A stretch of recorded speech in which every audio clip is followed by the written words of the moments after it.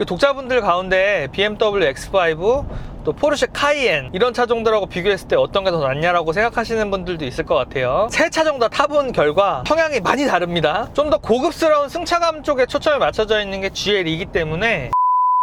독자 여러분 안녕하세요. 오늘 함께 만나보실 차량은 벤츠 GLE 450 포매틱 모델입니다. 인기 있는 벤츠의 중형 SUV고요. 6기통 3.0 가솔린 엔진과 48V 마일드 하이브리드 시스템, 벤츠의 최신 기술이 모두 탑재된 중형 SUV 신형 모델입니다. 차량의 기본 가격은 1억 1,640만 원이고요. 해당 모델은 이 액티브 바디 컨트롤 1,330만 원짜리 옵션이 추가가 된 모델인데, 기존의 벤츠 SUV 승차감하고 조금 많이 달라가지고 제가 차를 최대한 좀 많이 타봤습니다. 제가 왜 기존하고 다르게 느꼈는지 자세히 한번 알아보도록 하겠습니다. 말씀드렸던 이 액티브 바디 컨트롤은 에어 서스펜션에 더해서 전자식으로 차량의 하중을 미세하게 조절하는 그런 시스템이라고 쉽게 설명드릴 수 있는데, 포르쉐의 PDCC랑 거의 비슷하다고 보시면 됩니다. 우선 옵션 가격이 1,330만 원이라는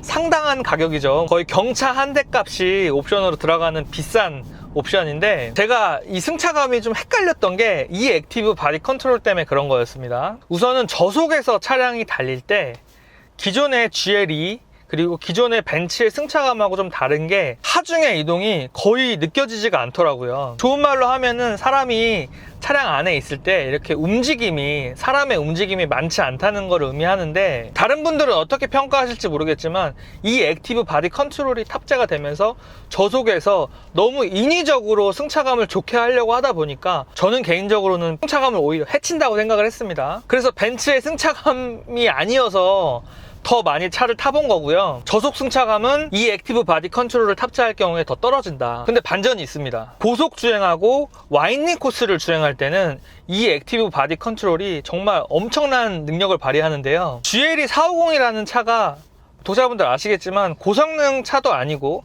일반적인 가솔린 3.0 엔진을 탑재한 어떻게 보면 고급 SUV거든요. 근데 이 액티브 바디 컨트롤 시스템이 탑재된 덕분에 와인딩 코스에서 진짜 스포츠카처럼 움직입니다. 멋지게 움직입니다. 그래서 제가 감탄을 금치 못했는데, 에어 서스펜션이 정밀하게 이렇게 컨트롤을 하니까 차량의 하중이 무너지는 경우도 없고, 코너의 한계점, 급 코너를 돌아갈 때도 차량의 한계점이 엄청나게 높습니다.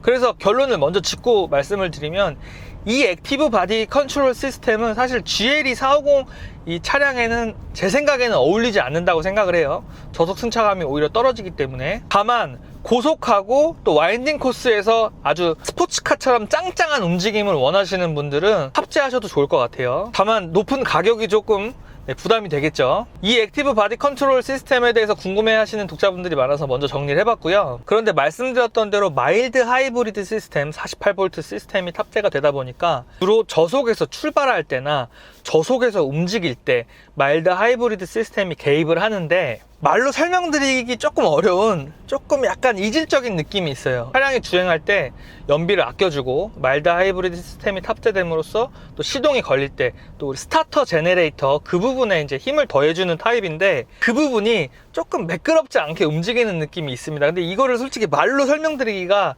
조금 어려운데, 마일드 하이브리드 시스템이라는 것 자체가 요즘에 각광받는 기술이고 최근에 나오는 차들에 탑재가 되고 있죠. 사실 이 기술이 좀 초반 단계다 보니까 약간의 그런 좀 이질적인 느낌이 있습니다. 신제품이 나오면은 우리가 좀 익숙하지가 않잖아요. 그래도 장점은 이 차가 3.0 가솔린 엔진을 탑재해서 367마력의 51토크를 발휘하는데, 이 마일드 하이브리드 시스템이 출력을 좀 더해주는 타입입니다. 367마력이라는 출력도 결코 낮은 출력이 아닌데, 거기다 시스템 출력까지 더해지니까 출력 면에서는 사실 충분한 출력을 발휘하고 진짜 300마력 후반대의 차량을 타고 있는 것 같은 느낌이 듭니다. 실제로도 그 정도 출력을 발휘하고요. 실제 연비는 약 6에서 7, 그 정도가 나오고요. 지금처럼 이렇게 막히는 구간에서는 7.5에서 한 7.7? 요 정도까지 나옵니다. 사실 3.0L 가솔린 엔진에서 좋은 연비를 기대하는 거는 조금 사실상 무리인데, 그래도 이렇게 도심이나 이런 곳에서 막힐 때 7.5km/L 정도 나오는 연비는 제 생각에는 준수하다고 생각이 됩니다. 차량의 전체적인 주행 질감은 벤츠 차량답게 굉장히 편안하고 또 출력도 넉넉하고요. 냉정하게 말씀드리면 1억이 넘는 차가 안 좋으면 그게 더 사실상 문제거든요. 고가의 차량답게 좋은 성능을 유지하고 있고 승차감도 좋고 제동력 역시도 충분합니다. 다시 한번 말씀드리지만 GL2라는 차량 자체가 승차감이 상당히 좋은 차량이기 때문에 액티브 바디 컨트롤 시스템 굳이 1330만원을 더 주고 하실 필요는 없을 것 같아요. 그리고 해당 옵션을 추가로 하시면은 별도의 그렇게 주문을 하는 거기 때문에 차량을 인도받기까지 6개월 정도 소요가 된다고 합니다. 그냥 GLE 450을 사려면 2달 정도면 차량을 받을 수 있는데 인디 오더를 해야 되기 때문에 6개월 이상 소요된다고 합니다. 2019년에 GLE가 신형으로 처음 나오면서 사실 옵션이나 이런 부분을 너무 좀 원가 절감을 하면서 상당히 좀 욕을 많이 먹었죠. 2020년형은 그 소비자 질타를 받았던 거를 나름대로 보완해서 나왔습니다. 지금 보시는 파노라마 썬루프도 탑재가 됐고 ADAS 기능 탑재됐고 ACC 기능까지 모두 탑재됐습니다. 물론 가격이 올라가기는 했지만 소비자들의 불만을 체크를 하고 그래도 발빠르게 움직인 부분에 대해서는 칭찬을 할 수 있을 것 같아요. 사실 1억이 넘는 차에 ADAS 기능이 없는 거는 솔직히 납득이 안 되죠, 개인적으로. 왜냐면 신기술이고 또 첨단 기술일수록 고가의 차량에는 기본으로 탑재되는 것이 어떻게 보면 미덕인데 작년에 그런 부분들이 빠졌다는 거는 좀 안타까운 일이고요. ADAS 기능은 고속도로에서 실제로 사용했을 때 차간거리도 잘 유지를 해주고 차선 이탈 방지 기능이 상당히 똑똑하게 움직여서 차선 중앙을 잘 맞춰서 갑니다. 다만 고속도로 진입시라든지 아니면은 도로 합류 지점에서 커브길 있잖아요.